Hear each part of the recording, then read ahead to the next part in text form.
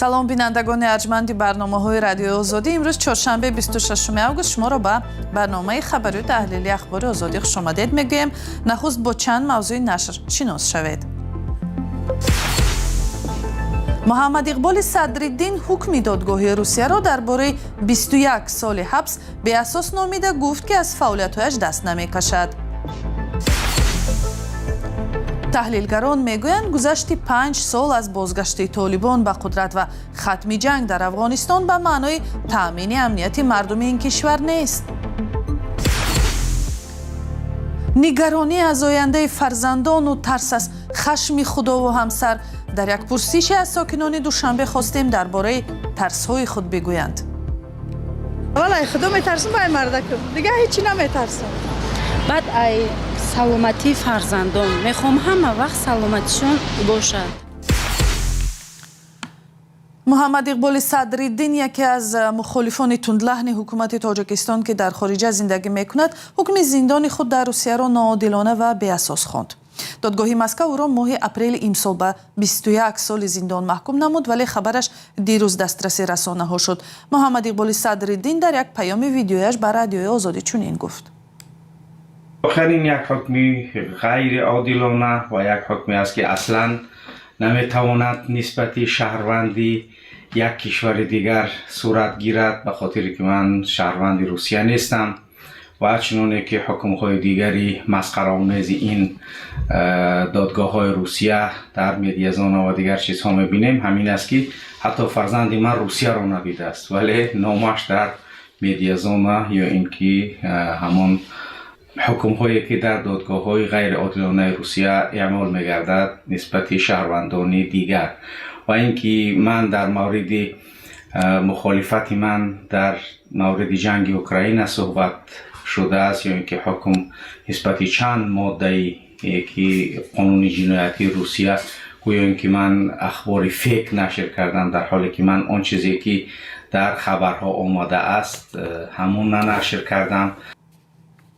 муҳаммад иқболи садриддин сабабҳои эҳтимолии дар ғайбаш ба ҷавобгарии ҷиноӣ кашидани ӯ ва ҳукми зиндони Москваро ба радиои озодӣ чунин гуфт. و منشأ این برمیگردد به شرافالدین گدویف، راهبر حرکت اصلاحات و رشد تاجیکستان. همین است که اون به اوکراین سفر کرد و از اونجا بعضی از گزارش هایی که در مورد اوکراین بود همونه برای من فرستاد و یک صحبت هم در آنلاینی داشتیم و نسبت اون 8.5 سال حکم صورت گرفت و نسبت من 21 سال و حکمی که نسبت شخصی که در اوکراین بود است 8.5 سال و نسبت من که یعنی این جنگ به شکل مخالفت دارم و همیشه هم مخالفت میکنم به خاطر اینکه یک تجاوزی غیر عادلانه و یک عمل کرده که چقدر مردم در این جنگ کشته میشوند به خاطر امبیسیه های بعضی از افراد معلوم برای همه. муҳаммад иқболи садриддин муассиси пойгоҳи ислоҳнет ва яке аз мухолифони тундлаҳни ҳукумати тоҷикистон дар бораи ҳукми додгоҳи русия нисбат ба ӯ суҳбат мекард. ҳангоми сӯхтор дар як зоишгоҳи шаҳри исломобод пойтахти покистон 15 навзод ба ҳалокат расидааст. ҳодиса субҳи имрӯз рӯй дод. нахуст вазири покистон фоҷиаро ба мушкил дар дастгоҳи ҳавополо ё кондитсионер рабт додааст. ба гузориши телевизиони ҷио сӯхтор соати 7 субҳ дар ошёнаи сеюми пажӯҳишгоҳи улуми тиббӣ ки дар он ҷо муассисаи модару кӯдак ҷойгир аст сар задааст. дар он ҷо 16 тифлро нигоҳ медоштанд, аммо танҳо як нафарашро наҷот дода тавонистанд. баъзе аз волидон талаб доранд ки ҷасади кӯдаконашонро ба онҳо бидиҳанд. من حتی روی دخترم را ندیدم. شرایط در داخل حجره بسیار بد بود. من به اینجا 8 روز پی هم می آمدم. وضعیت بسیار عجیب و غریب بود. در آن بنا چاره‌های ضد سوختار یا برآمدگاه درستی نبود. همه درها بسته بودند. برای دیدن کودکان فقط یک در باز می شد. درهای دیگر را بسته نگه می داشتند تا ما به نزد کودکان زیاد رفت و آمد نکنیم. шаҳбоз шариф нахуствазири покистон ба мақомоти кишвараш амр додааст ки фоҷиаро билофосила таҳқиқ карда сабабгоронро ба ҷавобгарӣ кашанд.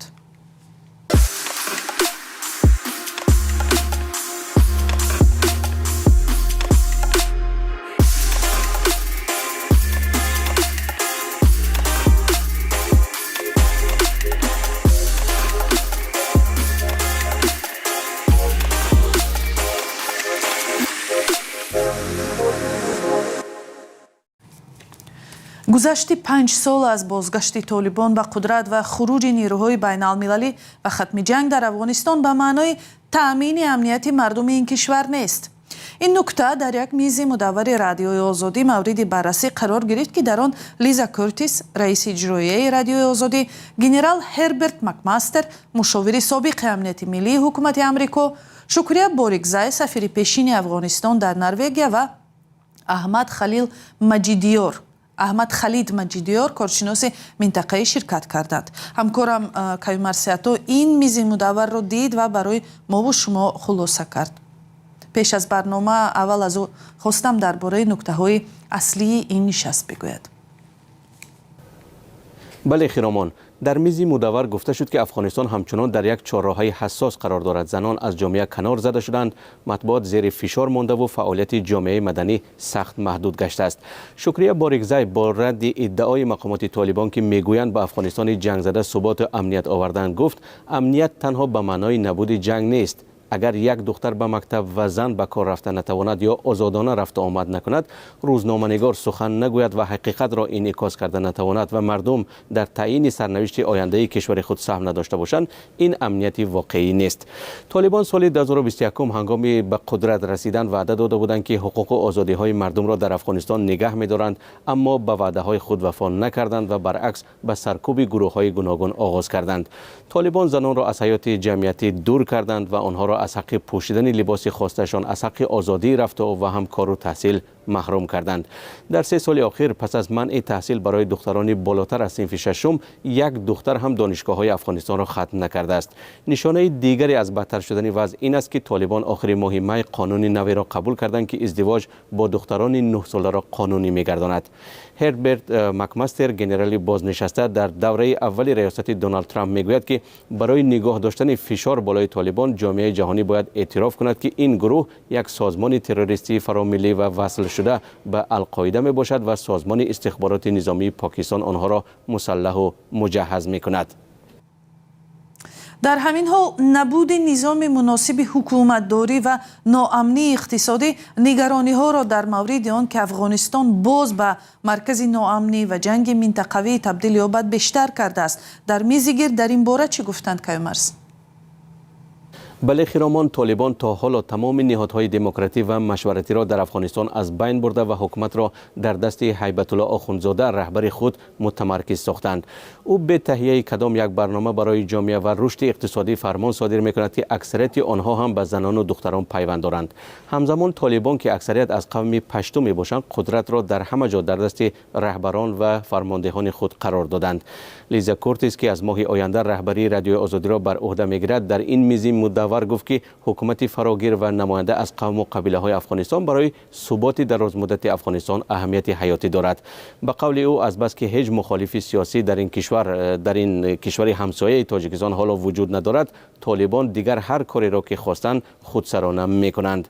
او همچنین گفت: I do think the United States and other like-minded countries are increasingly concerned. به اندیشه من که ایالات متحده و کشورهای هماندیشه آن از سیاست‌های سرکوبگرانه طالبان به ویژه در قبال زنان و همچنین جامعه شهروندی و رسانه‌ها بیشتر نگران می‌شوند. به اندیشه من درک این مسئله زیادتر می‌شود که چنین سیاست‌ها فضا را برای افراطگرایی مساعد کرده به تروریسم می‌رسانند. تمام این مسئله‌هایی که گنرال مکماستر از آنها یاد کرد، محض از محروم ساختن زنان و دختران از حقوقشان آغاز می‌یابند. از این رو فکر می‌کنم که با درک این واقعیت، تلاش‌های ایالات متحده و بخصوص کنگرس برای پاسخگو کردن طالبان بیشتر خواهد شد. زیرا می‌دانم که در کنگرس در مسئله حمایت زنان و دختران افغان اندیشه هر دو حزب یکسان است.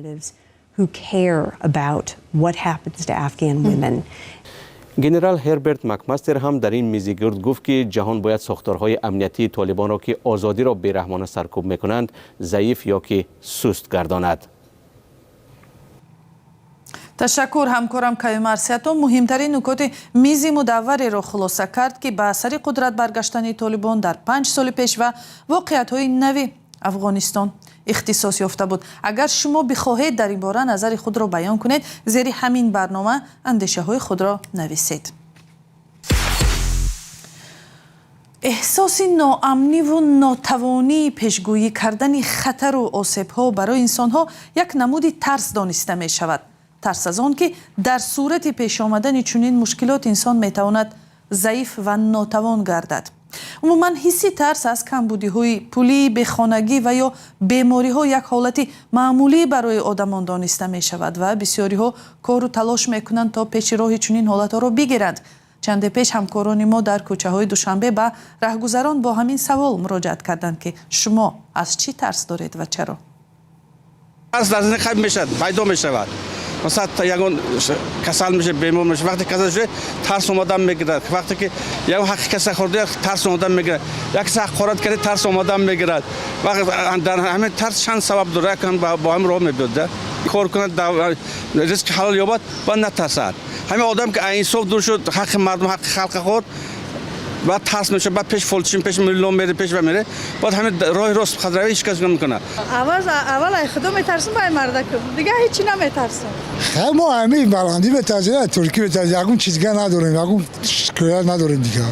چرا از بلندی و ترکی میترسیم؟ خیلی که همه خیلی که جون شیرینه ترکی دا یا جینه یا چیزای که تا همین برمادان همین مثال وقتی بلندی دمی بروی میگی او میگردم او یا چی میشم او از زندگی میمونم مثال ایزان کودک فرزند گشنه و تشنه میمونه همه قاچه یعنی تمام.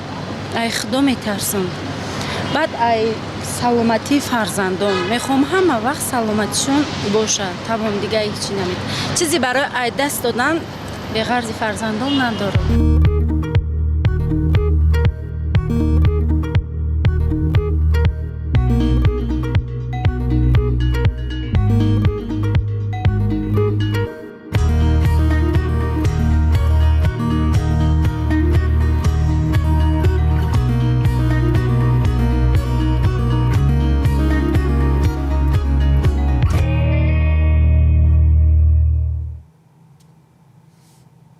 шавкат мирзиёев раис ҷумҳурии ӯзбекистон ба ҳамтои амрикоияш Доналд Трамп айвони кандакорие тӯҳфа карда будааст ки бо шеваи миллӣ сохта шудааст.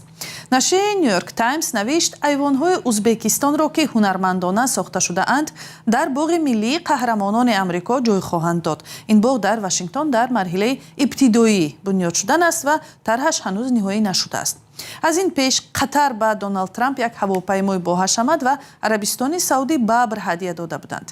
Фурқат Сиддиқов сафири Ӯзбекистон дар Амрико гуфтааст тӯҳфаи президенти Ӯзбекистон рамзи дӯстӣ ва шарикии стратегӣ аст. пас аз бозгашти Трамп ба Кохи Сафед, ҳамкориҳои Иёлоти Муттаҳида бо кишварҳои Осиёи Марказӣ бештар шуд. тира моҳи соли гузашта дар ҳошияи маҷмӯи умумии Созмони Милал дар Нью-Йорк Трамп ва Мирзиёев мулоқот карда буданд. ду кишвар аз баста шудани созишномаҳои бисёр миллиард долларӣ хабар доданд. Мирзиёев гуфта буд ки дар Ӯзбекистон Трампро президенти сулҳовар медонанд. Трамп дар навбати худ Мирзиёевро оқил хонда буд. ва барномаи ахбори озодӣ дар ҳамин ҷо ба поён расид. хабарҳои бештар дар сомонаи озодӣ.орг ва саҳифаҳои радиои озодӣ дар тиктоку телеграм, фейсбуку инстаграм ва ютубу икс дастрас аст. инчунин шумо метавонед дар ҳамин канали озодӣ видео дар ютуб гузоришу барномаҳои фаровони радиои озодиро пайдову тамошо кунед. дар ин ҷо ҳам барномаҳои ахбори озодӣ ва ҳам гузоришҳои ҷудогонаи ҳамкорони мо ҳамарӯза нашр мешаванд ва шумо метавонед зери ҳар яки ин матолиб фикру андешаҳои худро нависед, лайк монед ва ё агар розӣ нестед бигӯед ки чӣ назар доред. инчунин худи шумо ҳам бетараф набошед. агар хабаре доред ба мо нависед ва ҳам аксу видео бардошта ба мо фиристед ва мо онро дида бо шумо дар тамос мешавем. бо радиои озодӣ бошед ва худо нигаҳбон.